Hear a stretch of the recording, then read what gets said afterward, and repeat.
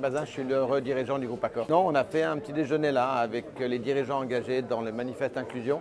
C'était formidable parce qu'il y avait l'énergie, il y avait la volonté, il y avait des bonnes pratiques, il y avait du vent dans les voiles, il y avait une volonté de bien faire, il y avait une envie de libérer la parole, de reconnaître qu'on n'en fait pas assez, de les identifier. Surtout pour moi, ce qui est arrivé ce matin, il y a ceux qui sont en situation de handicap et il y a ceux qui doivent les accompagner, ce qu'on appelle les encadrants.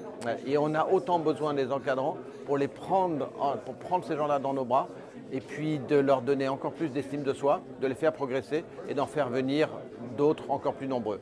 Donc ce sont des moments importants, rares. Plus on va être ensemble, plus vite nous allons avancer. Voilà, merci beaucoup. Bonjour, Christian Schmidt-Delabrelli, directeur général de Clésia. J'ai le plaisir d'être une fois de plus ce matin au petit déjeuner des dirigeants engagés. C'est pour Clésia à la fois une expérience et un chemin extraordinaire. Nous sommes une entreprise de protection sociale et entreprise à mission, et à juste titre, le handicap dans les personnels et l'ensemble des entreprises que l'on couvre est une priorité numéro 1 chez Clésia. Donc à ce titre, suivre les 10 engagements reconnus par cette démarche est extrêmement important. Bonjour, Geneviève Darrieussecq, je suis ministre déléguée auprès des personnes handicapées. Je viens de participer à un petit déjeuner avec les dirigeants engagés et je dois dire que c'est un moment précieux qui nous permet d'échanger, qui me permet moi de connaître les difficultés potentielles de ces dirigeants, de parler formation avec eux, de parler emploi, et j'avoue que ce petit déjeuner a été riche et je reviendrai. Et bravo à tous les dirigeants engagés. Merci.